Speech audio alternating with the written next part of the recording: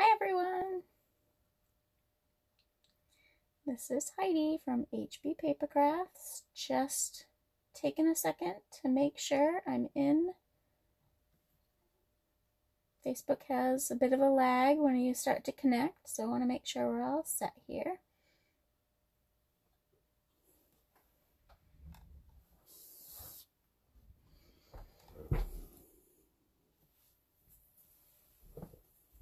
I can't find myself. That's not a good sign.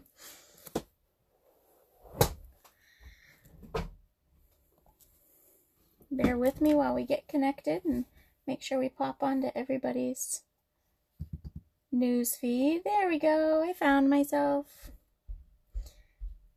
How's everybody doing tonight? Hi Angela. Hi Kathy. I found it. So here I am, project number 3, the 12 Days of Christmas Challenge. This 12 Days of Christmas Challenge is a challenge I did to myself.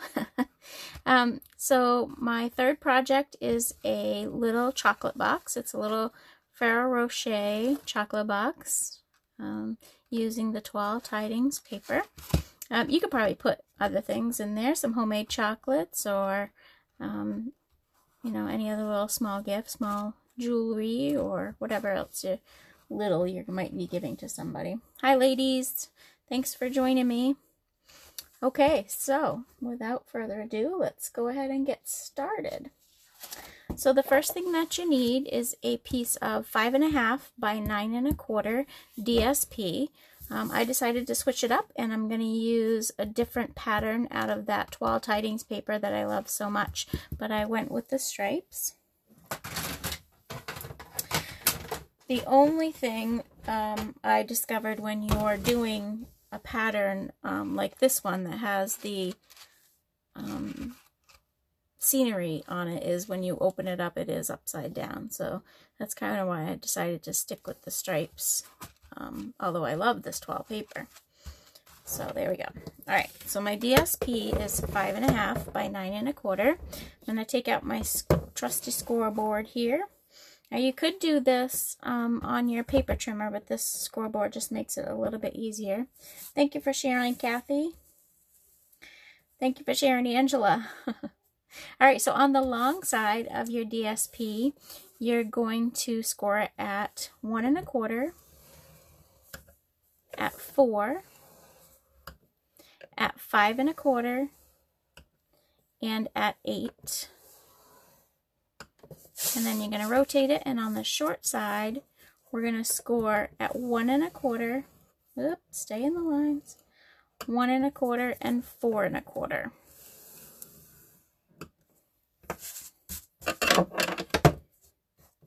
And then we're done with that, so we can get rid of that. Now, I always make myself a little template, and it's a bit harder to see on this paper here. So if you go ahead and make your fold on all your score lines, the lines are a bit easier to see.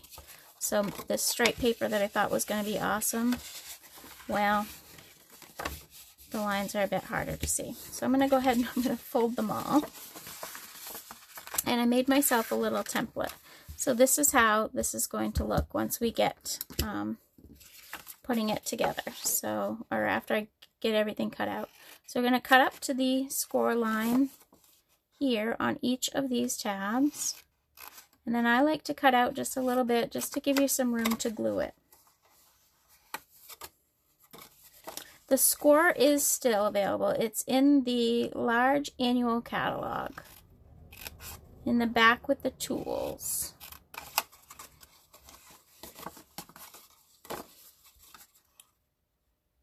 So on each of the tabs, we're going to cut up to the score lines. And these little notches, it just helps you when you're going to put your box together, gives you a little extra room to make sure that your box is square.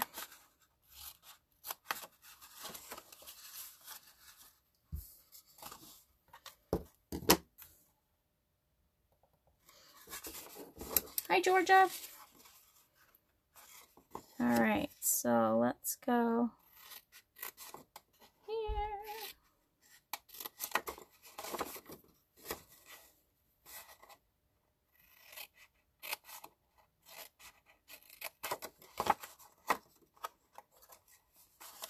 Well,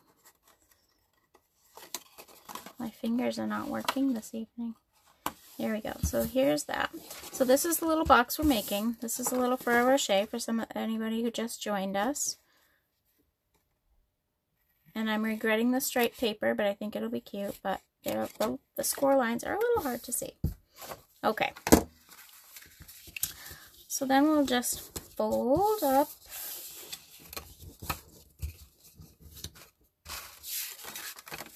on all the lines, get them all burnished. And then on one end, I'm going to take my 2-inch circle punch, and that's just to make it just a little bit easier when you go to open it. Makes it easier to open the box. So I'm just going to take a little bite out of one end, and that'll be our cover. So that the circle punch will actually fit perfectly in this first score line here. So we'll just take a little bite out of there, and then we'll assemble. So when I'm doing a box, I do like to use the liquid glue, and I'm going to do the bottom first. So this piece is going to be the top of our box, this piece is going to be the bottom. So we're going to take these 4 tabs here, and we're going to add some glue on all 4 of those tabs.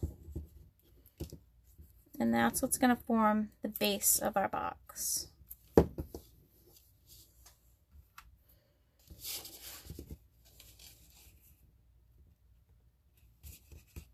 Get them all square.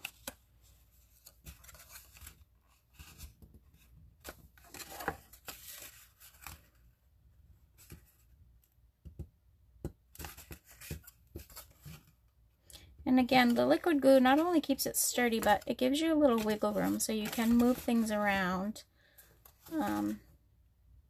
before it dries, just to make sure everything is square. There we go. I say that, and this one already is stuck down, but that's alright. We're going to give it a little haircut. Alright, and so then we'll do the top of the box, and we want to do that separately because we don't want, of course, anything to stick together. We're going to put some glue here. Put some glue here, and then form the top of our box.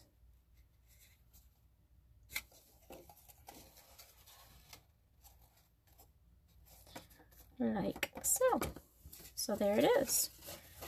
There's our little stripe box. Alright, so that's the base of the box. Now to decorate the front, I decided that I wanted to use my wreath dies. So this is the all-around wreath dies that are in the holiday catalog. Comes with the wreath and then the backing of the wreath there, and then it has a bunch of little greenery in it as well. So I took that, but I didn't want the whole wreath on there. I decided I just wanted the swag look. So all I did to do that is give my little die a little haircut. So I trimmed it here, and I trimmed it on the other side as well. And now you have 2, so you could actually make 2 out of 1 wreath. So we'll set that one aside.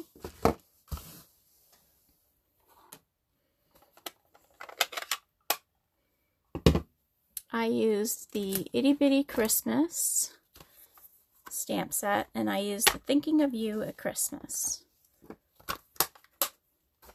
So we need a piece of,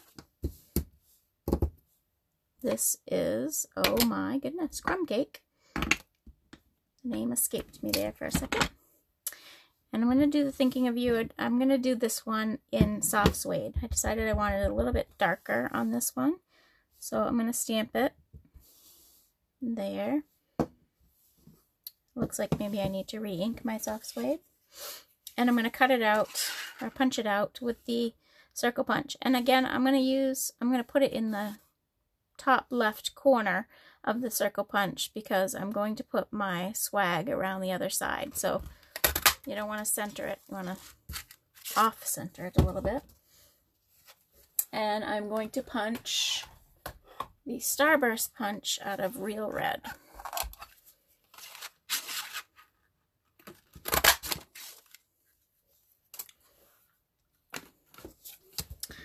So before I assemble, I did hit this with a little ink just around the edges. It's shocking, I know.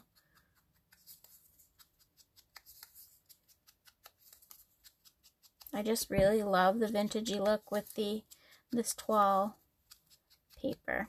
I think it's really pretty. Okay. So now we can assemble this guy here.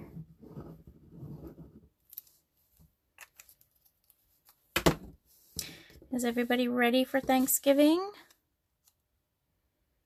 We're going to have a house full here. I think we're expecting around 20 people, so that should be interesting.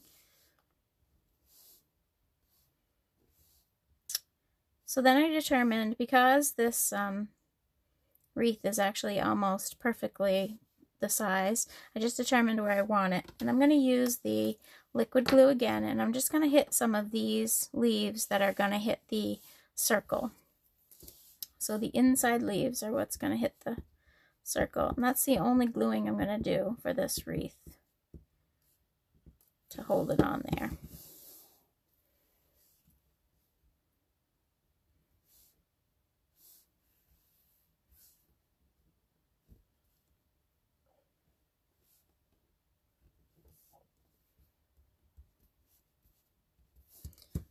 There we go.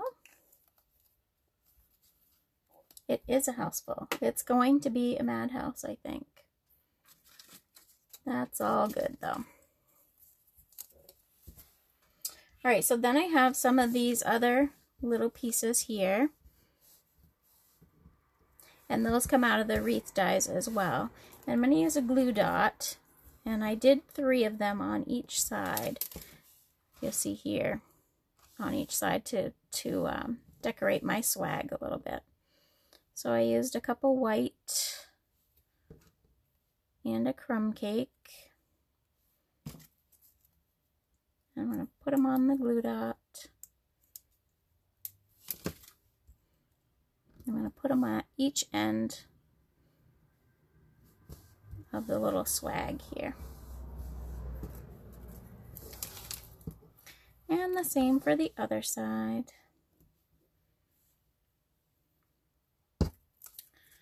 Yeah, I already had a 14-pound turkey, so we decided we're going to need another turkey, so my daughter had a 14-pound turkey, so we're certainly not going to run out of turkey, for sure. Alright, so then the other little swag goes on this side. And then to decorate my little swag even more, I took some of our baker's twine, and on the original I used the natural twine, little thin twine, but on this one I'm going to switch it up and use the white.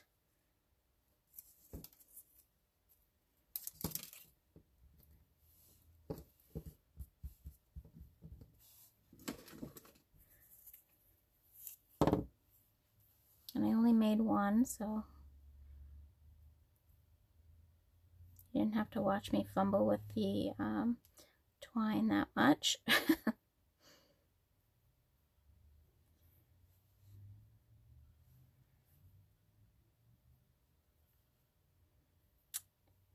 And there is the other one. Give it a little trim.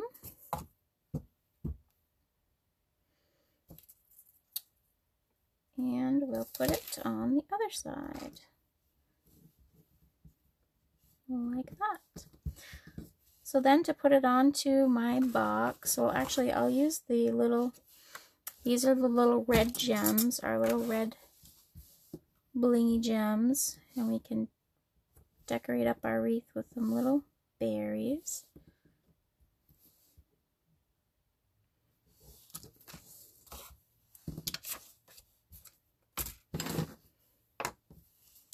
And then to put it on the box, I used some dimensionals.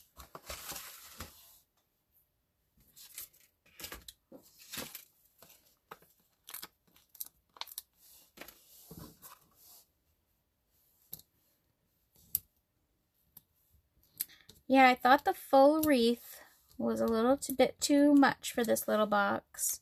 So I wanted to cut it down and see what it looked like. And this is what I ended up with. Hi, Sue. All right, so then that just gets glued onto the little box.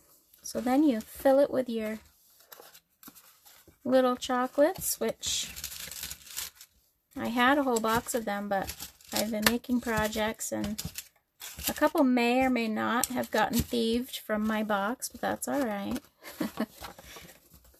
So there you go. So then we have our little box, and I actually like it with little stripes. I love this toile paper, but the upside down when you open it was driving me crazy. So I did decide to switch up the paper on my project for this evening for you. So that's a really, I'm not going to say cute, but it's a nice little little gift that you could give to somebody. You could probably, I don't think a gift card would fit in there, but if you were giving somebody a little sweet present, it would fit in there nicely. So anyway, there is project number 3 of the 12 Days of Christmas. Thank you guys so much for tuning in. I hope you're enjoying these projects and that you will recreate them a little bit. I hope you have a great evening. Happy stamping. Bye-bye.